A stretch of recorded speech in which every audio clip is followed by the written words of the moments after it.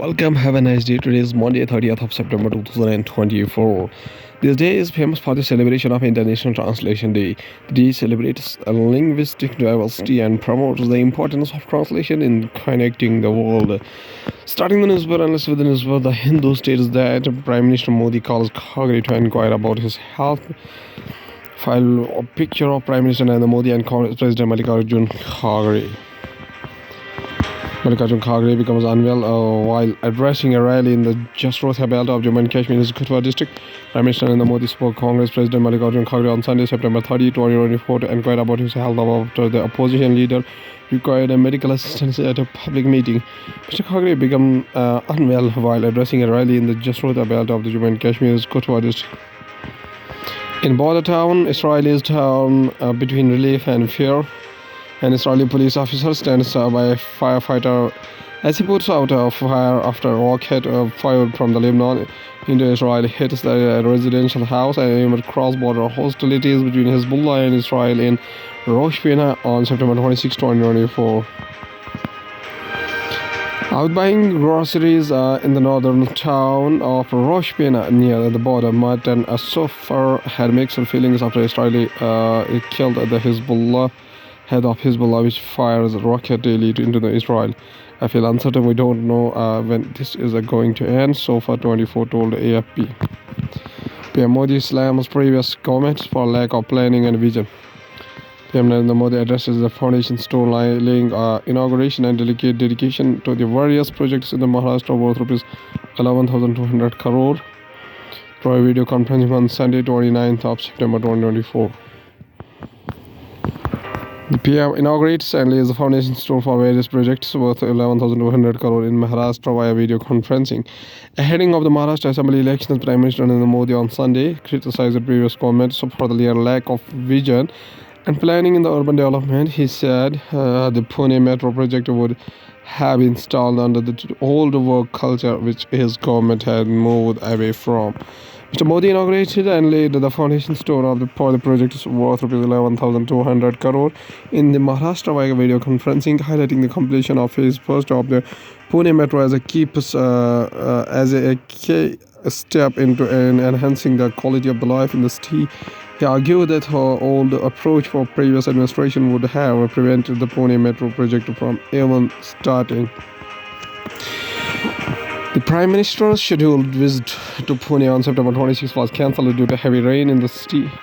He recalled the inauguration the metro service from Ruby Hall Clinic to Ramwadi in March 2022 and lauded the work done for the expansion of the Pune Metro from 2016. Till now, because of the faster decision making and removing obstacles. Recently, NSAP SP leader Supriya Sue criticized Mr. Modi for inaugurating the same project 5 times and suggested him flag of the project virtually. According to the Hindustan newspaper states that once again the Gaza to Kyiv via Washington, how 2 wars and 1 election intersect. Domestic American politics has ways a shape of international politics from the days of the United States' late but game-changing entry into the two world wars to the American posture during the Cold War. Moscow and Kyiv, Tel Aviv and Tehran have a little in common with Detroit and Scranton.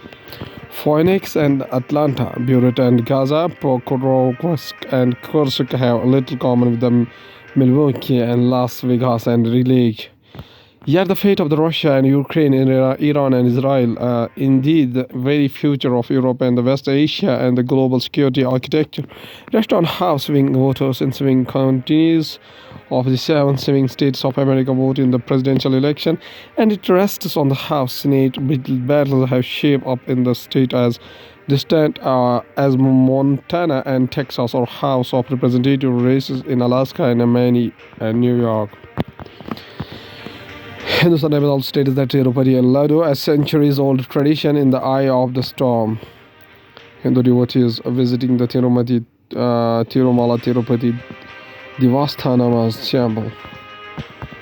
The latest controversy over the illegal usage of the ghee adulterated with the animal fat in the preparation of the famous Tirupati Ladu when Y.S. Jagannath Reddy was the Andhra Pradesh Chief Minister, has kicked up not just a political controversy but also nationwide outrage among the millions of the devotees of Lord Venkateshwara of Tirumala over the sacrilege of the Ladu Prasadam. Chief Justice of India delivered Chandrachudha for his prayers at the Tirumala temple at the Tirupati Ladunrao. The authorities of the Tirumala Tirupati Devasthamanam TTD, which administers the affairs of the temple, have said that it has received several complaints from that pilgrimage over the poor quality of Ladu in the last few years. It was found that suppliers were supplying poor quality ghee, which lacks aroma and taste and was possibly adulterated. TDD Executive Officer J. Shyamala Rao said in his report to the state government following the latest controversy. He added that the TDD lab has a facility to test certain basic parameters, including moisture testing for fatty acids, mineral oil, added color, melting point, and iodine value, but not adulteration with the foreign fats. Kuki militants seek release of secessionists in Manipur. The two Métis youths are being held hostage by the Kuki militants.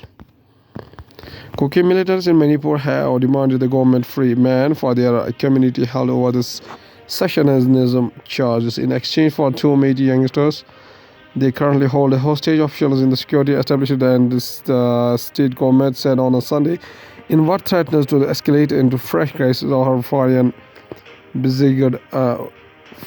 region besieged by ethnic strife. Manipur top officials dispute CMO's claim of 900 Kuki militants from Myanmar. A senior officer in the multi-agency security establishment deployed to the state to hold the Hindustan Times that the militants have made several demands, with two being crucial. The demand include the release of Mark T. Hokip, currently in the custody of the NIA, and shifting of 15 Kuki prisoners from Impal's Sajiva jail to the Churachandpur jail, said the officer, who asked not to be named. Chief Minister Byron Singh held meetings with officials and political parties as the pressure to resolve the hostage crisis grew. A video released on social media Sunday showed that the two captive men urging the CM to accept the demands. The CM's office has not confirmed the nature of specific demands. Crime starts miss plight of West Bengal women. Kolkata people take part in the protest rally against the West Bengal administration over the illegal sexual assault and murder of a trainee doctor in Kolkata Saturday, September 7, 2024. Now going towards the economy of the country from the business point of view, government considering foreign investment, regulatory mechanism for FDI supervision. The government is also developing industrial township to boost domestic manufacturing and attract foreign investors by providing world-class infrastructure. It is a major destination for foreign and direct investment. May ease public procurement rules for the innovative product manufacturers, say Piyush Goyal. Goyal has said that there is typically a requirement for prior experience, but the government is looking at ways to make manufacturers of new and innovative products eligible for supply through laboratory testing or other methods. Union Minister of Commerce and Piyush Goyal, Industry Piyush Goyal. Small nuclear reactors get traction. Private players offer captive sites for the power project. Small modular reactors is seen as a key for countries to achieve energy transition. The government as a push comes at a time when two countries that have already taken a lead in SMRs, Russia and China, are finding it difficult to do business outside of their respective geographies. It was overall news including how and where to watch the Wales Vice Presidential debate. Award-winning country music legend Chris Christopherson dies at 88. Parliamentary Brothers restaurants donors paying Republican VP candidate J.D. Vance calls it a mix-up. Some Republicans distanced themselves from Trump's remarks on Kamala Harris' mental fitness. Emergency workers rushed into North California or as Florida rebuilds from Hurricane Helena's devastation. Spotify down for several users across the globe, company issues statement. Going towards the science and tech, we have the glaciologist digs deep into the permafrost to guide future disasters. Glaciologist S.N. Ramia during her research as a part of India's Arctic expedition.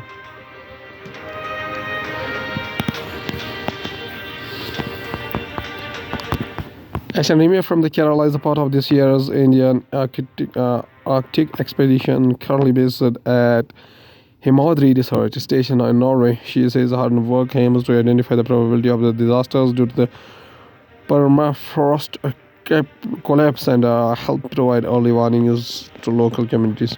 Possibly collapse of permafrost, which are permanently frozen rock or soil formations, is an emerging climate change induced issue in the upper reaches of the Himalayas. Glaciologist assistant Norimia and from Kerala, who is a part of this year's India's Arctic expedition, currently based at the Himadri Research Station in Norway, says that her work is aimed at identifying the probability of disasters due to the permafrost collapse and help provide early warnings to the local community. Soil or rock that remains frozen for at least 2 consecutive years is considered as a permafrost. Underneath the surface, there would be regions of the ice. Due to the global warming, these layers of ice will melt, leading to permafrost thaw, causing the fluctuations or collapse of the ground. There have been cases in Canada and other places where buildings or other infrastructures have collapsed. We still do not have proof whether the permafrost had a role to play in some of the disasters in the Himalayas, and it is something that has to be studied, says Ramia from the Himadri station hosted by the National Center for Polar and Ocean Research (NCPOR) at the International Arctic Research Base in Alisund. Our objective in the Arctic is to study these features more closely, as the permafrost areas are more accessible in those regions, and apply these findings to the Himalayas, which has similar topography and climate. African countries eyes world's first joint debate for nature swap. First announced in 2021, the plan is backed by the United States and the British governments and aims to project then restore 2 million hectares of the ocean ecosystem by 2030. Debt for nature deals involve bonds or loans are brought and replaced with the cheaper debt, with the saving or used for environmental protection. At least 5 African countries are working on what could be the world's first joint debt for nature swap to raise the least $2 billion to protect the coral and rich swath of the Indian Ocean, according to the Global Conservation Group. Debt for the nature deals are becoming increasingly popular for the poorer nations to pay for conservation. Bonds or loans are bought and replaced with the cheaper debt, with saving used for environmental protection. Thomas Sabin, regional head for the Coastal and Ocean Resilience and the International Union for the Conservation of Nature (IUCN), did not name the 5 African nations considering the joint swap deal, but he said those backing the broader Great Blue Whale conservation plan include Kenya, Madagascar, Mauritius, Mozambique, Seychelles, Somalia, South Africa, Tanzania, and Comoros. L&T, Larsen and Toubro Semiconductor expects its chips production to start the 2 years to set up a unit later. The company aims to set up its chip manufacturing plants after achieving that threshold revenue in the range of $50 billion to $1 billion, $50 million to $1 billion for the different semiconductor technologies. Fabless chip company L&T Semiconductor Technologies expects manufacturing of the semiconductor products designed by it to start in the next 2 years, a top company official said. While speaking to PTI, L&T Semiconductor Technologies CEO Sandeep Kumar said the company will set up its chip manufacturing plants after achieving a threshold revenue in the range of the $50 million to $1 billion for different semiconductor technologies. The company is building teams to handle around 15 different products in parallel, and it is already halfway on that journey, he added. Chandrayaan 3 landed on the possibly oldest centers of the moon, says researchers. Rollout of the rover's ISRO's Chandrayaan 3 from the lander to the lunar surface has observed a lander image camera on Wednesday, August 23, 2023. Chandrayaan 3 was found to have landed within a crater about 160 km in diameter and detected in the images as nearly semicircular structure. India's lunar mission Chandrayaan 3 possibly landed in one of the oldest craters of the moon. According to the scientists who analyzed the image from the mission and satellites, the crater was formed during the Nectarian period, which dates back to 3.85 billion years, and is one of the oldest time periods in the moon's history. The team, including the researchers from the Physical Research Laboratory and the Indian Space Research Organization, Ahmedabad, said. At last, there's a famous quotation said by a famous president of India, Maulana Abul Kalam, whose full name was Abul Kalam Ghulam Haidir Ahmed bin Kharuddin Al-Hasni Azad, birth anniversary 11 November 1888 after 22nd of February 1958, was an Indian independence activist, writer and a senior leader of the Indian National Congress. Following the India's independence, he became the first Minister of the Education in the Indian government. He is commonly remembered as the Maulana Azad. The word Maulana is honorific, or meaning our master, and he adopted Azad free as his pen name. His contribution to establishing the Education Foundation in India is recognized by celebrating his birthday as the National Education Day across the India. As a young man, Azad composed poetry in Urdu as well as treatises on religion and philosophy. He rose to prominence through his work as a journalist, publishing works critical of the British Raj and espousing the cause of the Indian nationalism. Azad became the leader of the Khilafat movement, during which he came into the close contact with the Indian leader Mahatma Gandhi. After the failure of the Khilafat movement, he became the closer to the Congress. Azad became an enthusiastic supporter of the Gandhi's ideas of the non-violent and civil disobedience, worked to organize the non-cooperation movement in the protest of the 1919 Revolt Act. Azad committed himself to Gandhi's ideals, including the promoting Swadeshi, indigenous products, and the cause of Swaraj, self-rule, for India. In 1923, at the age of 35, he became the youngest person to serve the president of the Indian National Congress. In October 1920, Azad was elected as the member of the foundation committee to establish Jamia Millia Islamia at Aligarh in Uttar Pradesh. Without taking help of the British colonial government, he assisted in shifting the campus of the university from Aligarh to New Delhi in 1934. The main gate number 7 to the main campus of the university is named after him.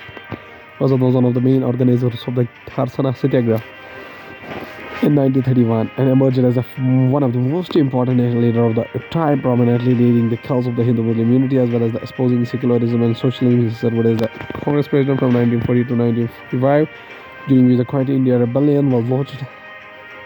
Azad was imprisoned. Together with the entire Congress leadership, he also worked for Hindu-Muslim unity through the Al-Hilal newspaper.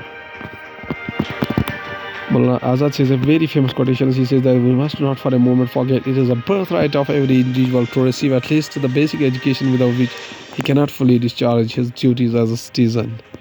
Okay, thank you.